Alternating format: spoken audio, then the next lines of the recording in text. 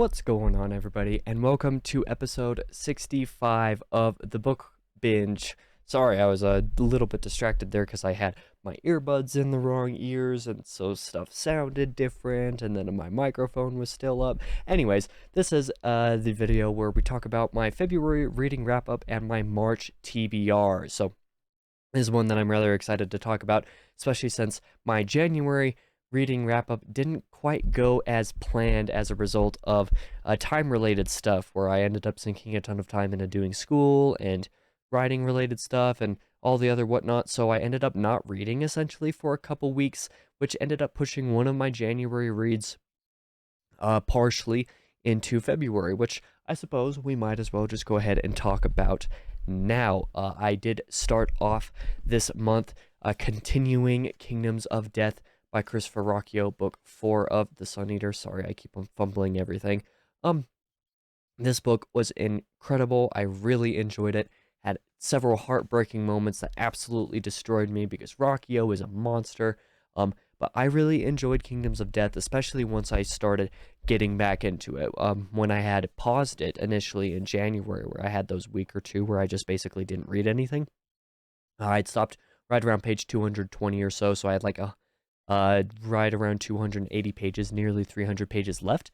Once I got back into it, things really started to take off in terms of the pacing and my investment in them, especially. I'm not going to say that the first act of Kingdoms of Death was slow, per se, but it pales in comparison to the quality of the next two acts.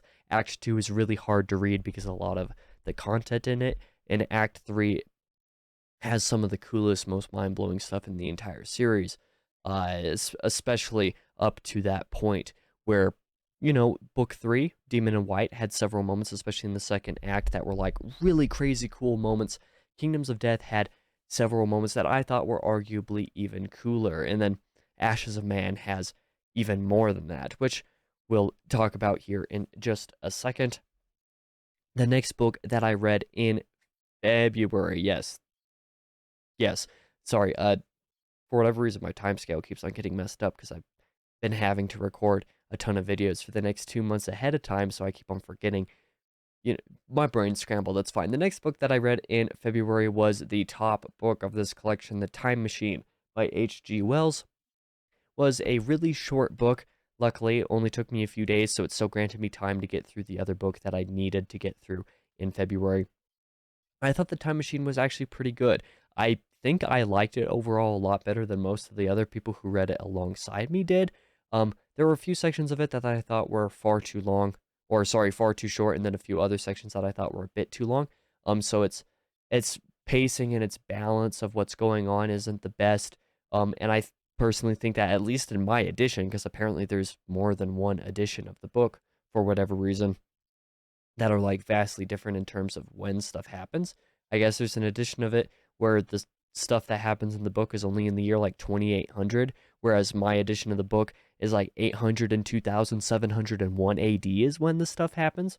I don't know why there's differences that big in them, but I guess the reason would be because my edition, everything taking place near like 750,000 years in the future makes everything feel far too disconnected, especially where H.G. Wells's like social criticisms come into play, because I feel like he tries to make a play off of, the different civilizations, I guess you could say, he comes across in the book are, and like how they got to that point based off of the current modern day, or at the time that the book was written, the modern day social issues and whatnot. But when the book is over 800,000 years ahead of where the book was written, or at least that's when it's supposed to take place, those things feel so disconnected that it's just impossible that his social criticisms make any sense, like that it's just not actually possible in a timescale sense. Either way, doesn't really matter that much. I did enjoy the book for what it was. I didn't love it. I didn't dislike it.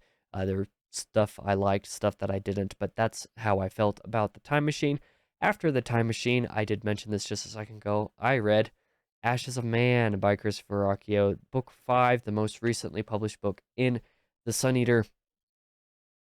Book was incredible. Had, it expanded upon the mind-blowing stuff that Kingdoms of Death had. that I thought was really good, including a chapter title and content in said chapter that match the title of book 6 to come in hopefully about a year or so from the time this video releases, that I had fun doing a little bit of theorizing about. I thought The Ashes Man was a very great culmination of everything that, essentially everything in the series come before it. If you want to hear more of my thoughts specifically on Ashes of Man, I will have a review of that out next week for you guys, which I had a great time recording, even though, I was still feeling a little bit off after having finished it less than 24 hours before recording that video. Pretty similar situation to Kingdoms of Death, actually, come to think of it. But I'm going to end my analysis of the book here before I actually end up spending too much time gushing on it. I might as well go directly into my book of the month because of this.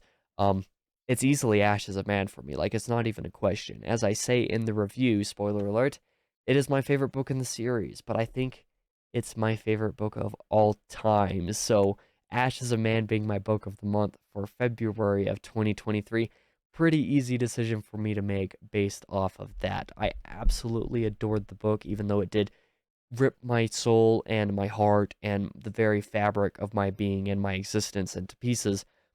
I loved it. I could not be more proud of Rockio for being able to write a book that way. I think it wraps up the end of Act 2 of The Sun Eater very well. I cannot wait for Act 3, but I'm also pretty happy to have a year before Disquiet Gods ends up coming out because, yikes, I definitely need to rest from the series for a bit and let the heartbreak sink in and allow me time to recover before the next book comes out. But either way, yeah, Ashes Man, absolutely my book of the month. My book of the year most likely is going, it's most likely already my book of the year. But either way, let's get into my reading plans, my TBR for this month in March of 2023. I've already started my first book of the month for this time around because as I'm recording this, it's actually still the 27th of February. Normally, I don't record this video or the book haul or anything like that until after the end of the month. But like I said, because I have so many videos that I'm having to record ahead of time for the next couple months, I decided that I would go ahead and get these videos out ahead of time because I already know what my reading plans for March are entirely going to look like, especially since I finished all of the books that I know now that I was going to be able to finish in February.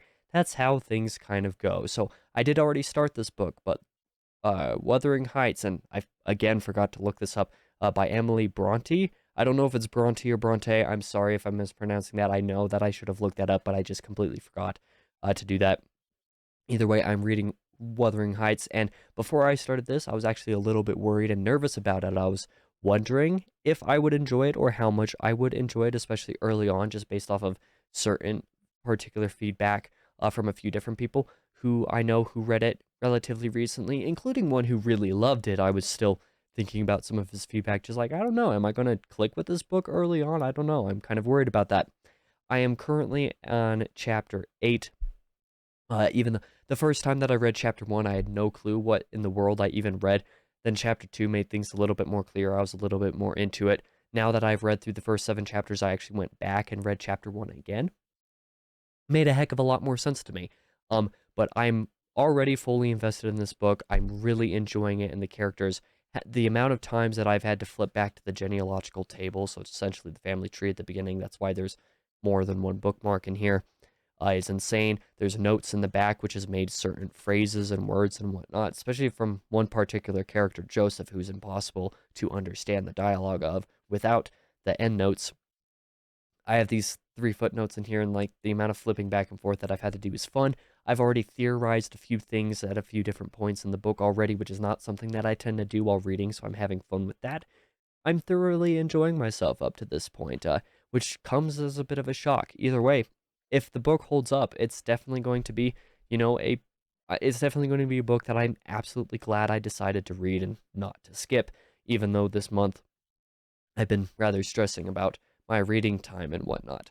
Either way, that is Wuthering Heights. That's the one that I already started that I'm working on, and I honestly hope to be done with it by the end of the week at the time that I'm recording. So even before this video comes out, like I would be a little bit surprised if I wasn't done with the book already by the time this video actually comes out. So that says something. Then my next book that I plan to read in March is to finally get back into The Count of Monte Cristo. I started reading this in January. I got 200 pages in, so essentially the whole jail act, which I thought was fantastic. It was amazing. I really, really, really loved what I read of this book so far, but that's only as far as I got. I still have over 1,000 pages remaining, and that's basically what I plan to read throughout the rest of March, especially if I'm able to finish Wuthering Heights earlier. So, whenever I record so many videos and then I edit them, they have to spend 20 or 30 minutes rendering after I've finished editing them. And that's, 20 or 30 minutes where I'm not doing anything else. I almost always do some reading while I have videos rendering. Since I'm recording, editing so many videos this week, I'm going to be doing a ton of reading of this. Basically, planning to get this done as soon and as quickly as possible. And with how much I've been enjoying it, I don't think that's going to be an issue. And I'm going to be spending the rest of the month reading The Count of Monte Cristo, try to get as far into it as I possibly can, potentially even finish it. I doubt I'll be able to finish it by the end of the month. Like, I really highly doubt I'd be able to finish it, but I'd at least be able to get within a couple hundred pages of finishing it if I really, really, really tried to. So that's what I'm going to do so that I can finish it in April and hopefully still get all of the April books that I plan to get read, so that I can be caught up with this monstrosity. But if any of the rest of the book is as good as the first 200 pages were, I'm sure I'll have no issues with that. I know that a lot of people say the Rome section of the book, which I guess happens within the next 200 or 300 pages, that section's a little bit slower. But by the time you get past that, everything else is breakneck pace. If that is the truth, then I would be surprised if I do not finish this book in the first couple weeks of April. I would like to finish it in March if I can, but I'm not going to count on it. Either way, that is the end of my TBR for the month. Like, that is basically what I have planned. I don't have much more than that. Unfortunately, as a result of my planning to get a lot of Count of Monte Cristo read this month, I did have to plan or push back another book that I had essentially up to this point said was guaranteed a read for March, and push that to April, unfortunately. Or not even April, I think I pushed that back to May, sorry. And those who have been following the channel for a little while have watched certain specific videos, or a couple friends of mine know exactly which book it was that I had to push back, which I heavily regret having to do, but I'm glad to be able to do as well, just because I've been enjoying Count of Monte Cristo so much and have such high hopes for it, and because I would like to finish this earlier than later, right? As like, War and Peace last year in 2022 took me 7 months to read when I could have gotten it done in just a couple months because, I ended up having to take large spaces of breaks in time in between different volumes and whatnot based off of other stuff that I was reading. Unfortunately, Count of Monte Cristo doesn't necessarily have breaks like that. It's not comprised of 4 volumes in it or anything. It's just 117 chapters, I believe, just back to back to back. So the only reason that I was comfortable stopping where I stopped was because it made a very nice breaking point in what I knew was a breaking point for the story. So I'm like, I'm comfortable with that. Now I would like to finish it, get a lot of the rest of the way through it as soon as possible, and not end up having it take the War and Peace treatment of, my not finishing it until late this summer or something like that. I don't want to do that. But either way, that is all that I have to say at this point in this video. Thank you guys for watching. Like I said, check out next week's video review of Ashes of Man, because I talk about that in a lot more detail. I do have a spoiler section in that video, but I do warn when the spoilers happen. So if you haven't read the book yet, like if you've only gone through Kingdoms of Death, or even if you haven't read quite that far in the series, you'll be fine, just as long as you skip the spoiler section. So I hope you check out that video, because I do a lot of gushing for the book in that video, and I'm very excited for it. This Thursday, you'll be able to get to see another one of my book hauls. I'm pretty excited about that one too, for a couple of the items that I picked up in there. But yeah, that is the end of this video. Thank you guys for watching. I'll be back again this Thursday with a book haul, but next week with a review of Ashes of Man. I hope you guys, stick around to check those out. I'll see you guys in the next one.